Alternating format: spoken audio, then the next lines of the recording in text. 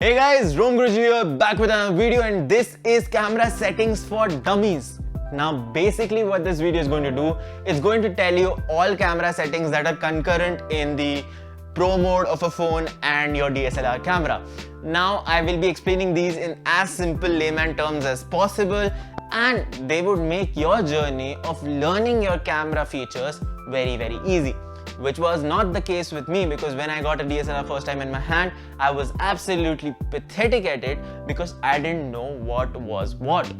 I could obviously point and shoot with my phone and it would come amazing. But with DSLR you need efforts, with pro mode you need efforts. And that is when I started learning. It was a long journey for me, and I'm here to make that journey for you much simpler. Before we get started, if you're new here, press that subscribe button and the bell icon for all the notifications, and let's get started.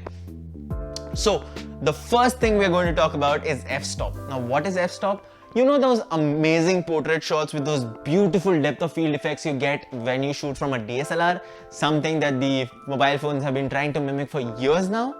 Well, it is all controlled. That depth of field is all controlled by the f-stop. F-stop, f-number, aperture, whatever you want to call it. What does it do? Now the f-stop is basically, the aperture is basically a hole in your lens that allows the light to come through. Now this is actually changeable in DSLR. And what does this exactly do? So here your whole idea actually changes.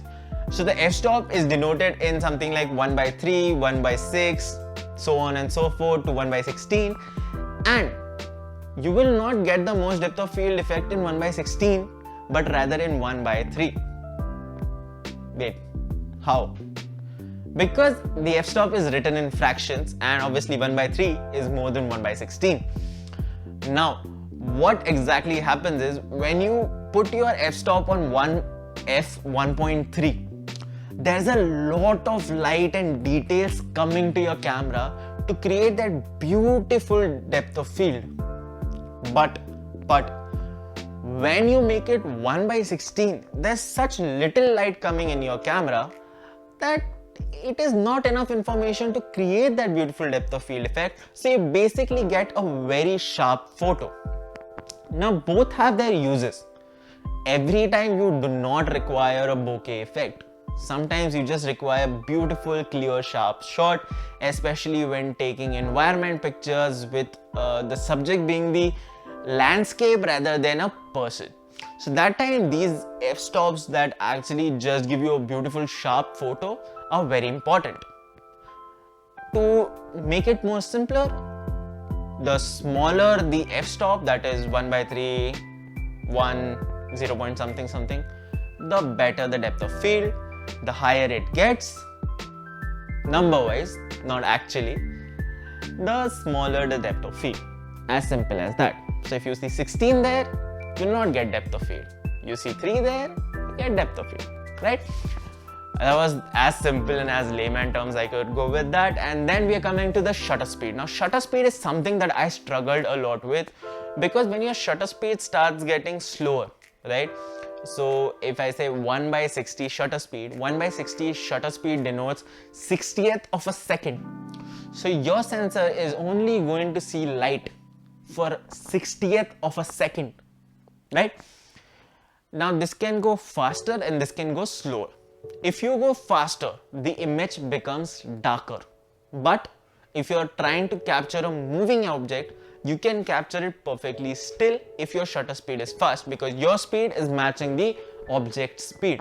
But if your shutter speed is slow, you're going to get a more bright image. Now, how do you choose a shutter speed? Firstly, you have to see if you're shooting a still background, you don't need a very fast shutter speed. Secondly, are you shooting in a night-like environment or a day-like environment? In a day-like environment, your shutter speed can become faster. But in a night-like environment, if your shutter speed is fast, you're not going to see anything. It's going to be pitch black. So you need to check which of the two you want, or you need to place external lights. Now, higher the shutter speed, that is, if it becomes faster, you go darker, but you can capture moving objects.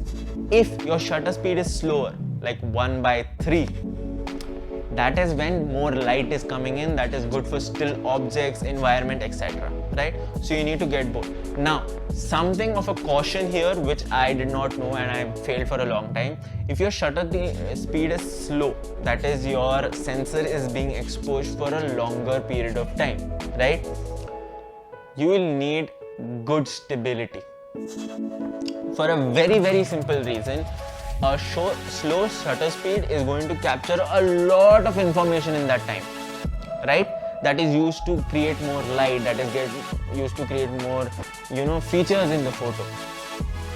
Now with that, all the details are being recorded. So if you're snapping like this and your hand keeps on moving down and up, you're going to get a very blurry photo.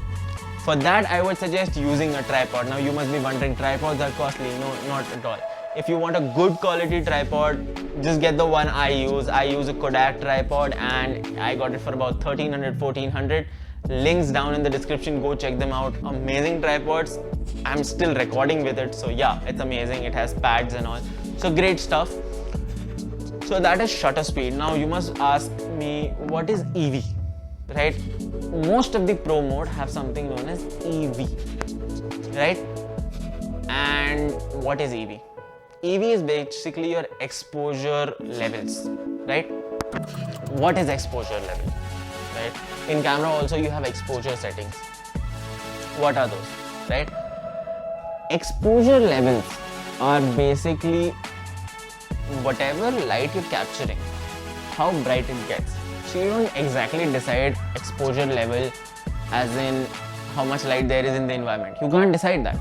But how your camera adjusts to that light, that is something you can do. So you can make the image brighter, you can make the image weaker. So you adjust for the exposure that already exists in the environment.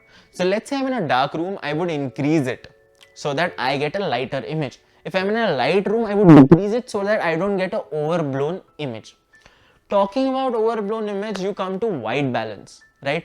And it is more important than people think. A lot of people just skip on the white balance settings. I used to too. When I started making YouTube videos, I used to skip out on white balance and I would not keep it neutral. Keep your white balance neutral, fluorescent, not fluorescent. Please don't keep it fluorescent. It just makes your image very weird. I tried it, it made my image very weird, then I had to change it, dial the settings down. So try to keep it neutral, try to keep a neutral white balance. If you don't know how to do it, just take a very plain white paper, or if you have a cardboard, make a white cardboard card, and every time you're trying to shoot, just put it in front of your camera, see if that white actually is looking white in your lens, in your image, in your video. If it does, you're good. If it does not, you need to change your white balance settings. Now that we have white balance out of the way, we are coming to ISO. ISO is a dangerous subject. Why? If you're in a very darkish environment, if your camera is on automatic mode, the white balance can shoot up to 3200. Right? I use Nikon D5300, you can shoot up to 3200 ISO. And you'll get a fairly good looking bright image. Then what's the problem? The problem is ISO is actually artificial brightness, artificial light. So it lightens up your scene artificially. And anyone who knows basic photography will tell you, anything artificial added to the photo is going to make the photo a bit grainy. Same is the case with ISO. If the ISO is too much, you will get a bright image, but it will be really grainy, it will not be crisp. And if you edit it later, it becomes even more grainy. That is why they say when you're shooting a video, try to shoot it in ISO 100 or max to max 200 so that the film, the video is not grainy and it can be edited later. The color grading can be done later. If your ISO is too much, color grading will totally destroy your video. So ISO is basically artificial brightness that you add to your scene. Now, don't get me wrong, ISO is important and sometimes some scenes do require ISO. There is no other option to it. They are too dark to be captured normally. So you have to use ISO and that is fine. But when you are trying to do video recording or when the scene is lit enough, try not to use ISO because it will make your film grainy.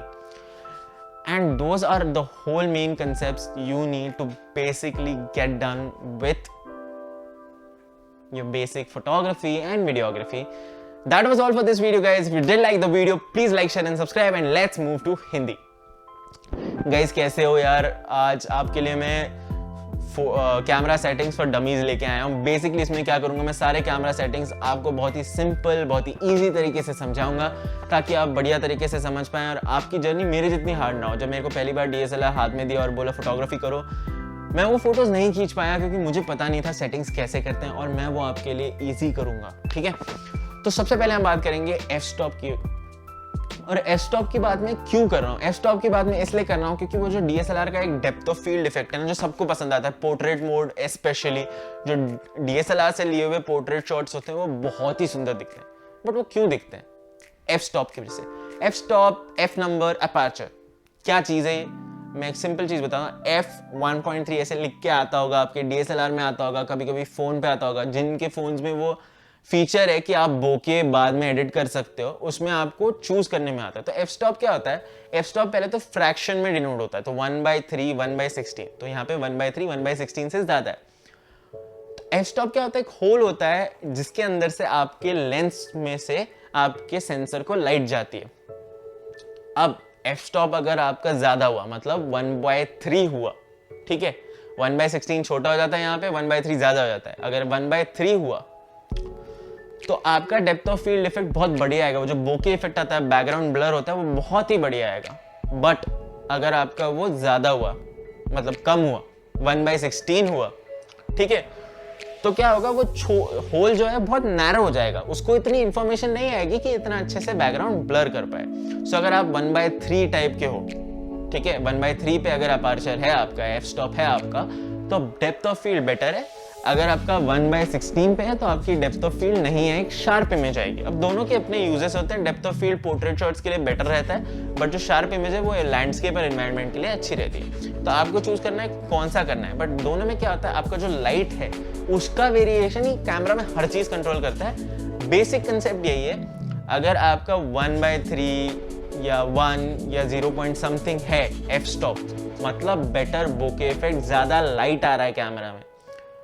अगर आपका कम है, 1/16 है, 1/18 whatever है, आपका light आ रहा है, बहुत ही कम आ रहा है लाइट आपके कैमरा में. ठीक है, इसके बाद हम जाते हैं शटर स्पीड पे. इसके साथ मैंने बहुत स्ट्रगल किया था. क्यों, मैं आपको बताऊँ क्या होता है. शटर स्पीड जो होता है, उसमें शटर स्पीड क्या होता है, वो एक कैलकुलेशन होता है कितने सेकेंड्स के लिए आपका जो सेंसर है उसे लाइट मिल रही है. ठीक है, तो 1/60 जो शटर स्पीड है, उसमें 60th ऑफ अ सेकेंड के लिए आपके सेंसर को लाइट मिल रही है. उतने से टाइम के लिए आपके सेंसर को लाइट मिल रही है. तो शटर स्पीड का क्या होता है? शटर स्पीड 2-3 चीजों के लिए इंपॉर्टेंट होता है. अगर आप एक मूविंग ऑब्जेक्ट कैप्चर कर रहे हैं तो आपको ज्यादा शटर स्पीड लगेगा, तेज शटर लगेगा. क्यों? क्योंकि ऑब्जेक्ट का ही स्पीड बहुत है. तो अगर आपको उस ऑब्जेक्ट को परफेक्टली स्टिल कंडीशन में लेना है तो शटर स्पीड तेज चाहिए.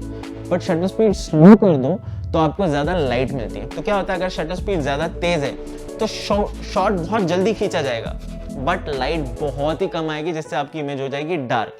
अगर आप नाइट टाइम में शूटिंग कर रहे हैं या रिकॉर्डिंग कर रहे हैं तो आपके लिए उसके लिए बहुत ज़्यादा स्लो शटर लगेगा ताकि बहुत सारी लाइट आ पाए.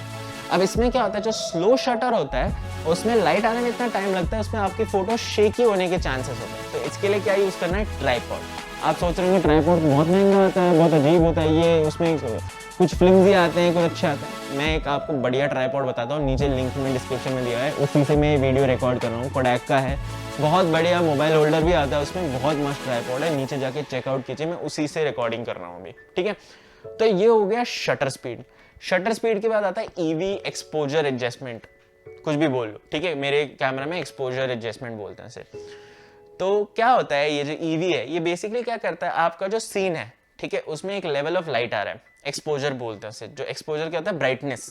ठीक है, तो आपके सीन में एक लेवल का लाइट आ रहा है. अब आपको क्या करना है, वो जो इमेज कैप्चर हो रही है उसमें आपको ज्यादा एक्सपोज करनी है इमेज, ज्यादा लाइट लेना है, ज्यादा ब्राइट करनी है या कम करनी है. तो अगर मैं एक डार्कर सीन में हूं तो मैं ईवी बढ़ाऊंगा, क्या होगा इससे पॉजिटिवली, जब आप बढ़ाओगे ईवी को तो क्या होगा, आपकी इमेज लाइटर हो जाएगी, आपकी इमेज थोड़ी ब्राइटर हो जाएगी।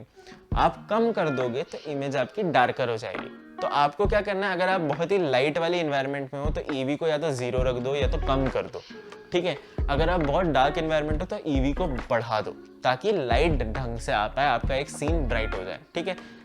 इससे अगर ब्राइट सीन, लाइट, इसकी बात करें तो वाइट बैलेंस की बात करना बहुत ज़रूरी है। वाइट बैलेंस क्या होता है, जो वाइट बैलेंस होता है वो आपको एक कलर को एक स्ट्रेटनेस देता है, आपके सारे कलर्स एक प्रॉपर वे में आ रहे हैं इमेज में, ये पता चलता है। तो वाइट बैलेंस हमेशा न्यूट्रल रखें, बेटर रहता है, ठीक है। क्योंकि जो वाइट बैलेंस के मोड होते हैं, जैसे बल्ब के लिए एक मोड होता है, ये फ्लोरेसेंट के लिए एक मोड होता है, सनी मोड होता है, क्लाउडी मोड होता है।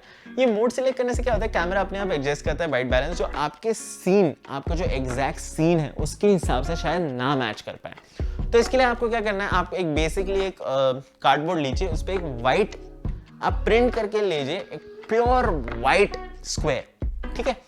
और ये स्क्वायर क्या होगा, आपका एक रेफरेंस कार्ड हो जाएगा। क्या करना है बेसिकली, आप कभी भी शॉट लेने वाले हैं, आपको लगता है आपका वाइट बैलेंस ऑफ है, ठीक है, तो ये कार्ड लीजिए और इसको अपने कैमरा के सामने रखिए। अगर ये आपको जैसा रियल लाइफ में दिख रहा है वैसा ही कैमरा में दिख रहा है तो आपका वाइट बैलेंस सही है। बट अगर ये येलोइश दिख रहा है, ब्लूइश दिख रहा है या ग्रीनिश दिख रहा है, आपको आपका वाइट बैलेंस एडजस्ट करने की जरूरत है। बस उतना कीजिए, सीन सेट है। और क्या, इसके बाद आएंगे हम ISO पे। ब्राइटनेस की बात करें तो ISO की बात तो करनी ही पड़ेगी। ISO क्या होता है, ISO एक बेसिकली बहुत ही सिंपल चीज है। ISO होता है आर्टिफिशियल ब्राइटनेस। आपको मैं बहुत ही शॉर्ट में समझाऊं तो आर्टिफिशियल ब्राइटनेस। तो कभी आपने देखा होगा बहुत नाइट का सीन हो, डार्क का सीन हो, तो आपका कैमरा का ISO एकदम 3200 पे चला जाता है। मेरे कैमरा का जाता है निकॉन D5300 है, ठीक है। तो क्या होता है उसके बाद वो ISO बढ़ने से क्या होता है, इमेज आपकी बहुत ब्राइट हो जाती है, एकदम क्रिस्प ब्राइट दिखती है। बट आप उसको एक बड़ी स्क्रीन पर डाल दो, वो एकदम फटी हुई ग्रेनी दिखेगी। तो क्या होता है, कोई भी आप फोटोग्राफी, कोई भी आपको बता पाएगा कि आप कुछ आर्टिफिशियल लाइटिंग, कलर्स वगैरह ऐड करते हो तो आपकी इमेज डिस्टॉर्टेड हो जाती है, वो ग्रेनी होने लगती है। तो इसलिए अगर आप वीडियो रिकॉर्डिंग करें तो ISO 100 रखना सजेस्ट करते हैं या मैक्स टू मैक्स 200, क्योंकि ज़्यादा ISO आप जैसे बढ़ाते हो, बाद में जब आप वीडियो एडिट करते हो, कलर ग्रेडिंग करते हो, कलर करेक्शन करते हो, उस टाइम पे फोटो और वीडियो ग्रेनी होने लगती है। तो करना क्या होता है, ISO आप जितना कम रखोगे उतनी क्रिस्प और रियल इमेज आएगी। बट मैं ये नहीं बोल रहा ISO बुरा है, काफ़ी सीन्स ऐसे होते हैं जहाँ पे आपको ISO बढ़ानी ही पड़ती, कोई ऑप्शन नहीं होता, वो डार्क होते हैं बहुत सीन। उस टाइम पे हाँ ISO बढ़ाना ठीक है, बट अगर आपके पास डिसेंट अमाउंट ऑफ लाइट है तो आप ISO ना बढ़ाएं, उससे क्या होगा, आपकी फिल्म ग्रेनी हो सकती है। तो ये जो एक सिंपल था एक्सप्लेनेशन कैमरा सेटिंग्स का, ये जो प्रो मोड और DSLR दोनों में कॉमन सेटिंग्स है वो मैंने समझाई। अगर आपको वीडियो पसंद आया तो प्लीज़ लाइक शेयर सब्सक्राइब कर दो गाइज। इस आज के वीडियो के लिए इतना ही। अगला वीडियो जो आने वाला है वो एक 899 का गैजेट है जो आपके नॉर्मल कार के FM प्लेयर को ब्लूटूथ प्लेयर में कन्वर्ट कर सकता है, ठीक है। तो काफ़ी इंटरेस्टिंग वीडियो होने वाला है, स्टे ट्यून रहिए, सब्सक्राइब कीजिए चैनल को, बहुत मदद होगी। आपको मिलते हैं अगले वाले में। चलो गाइस, बाय बाय।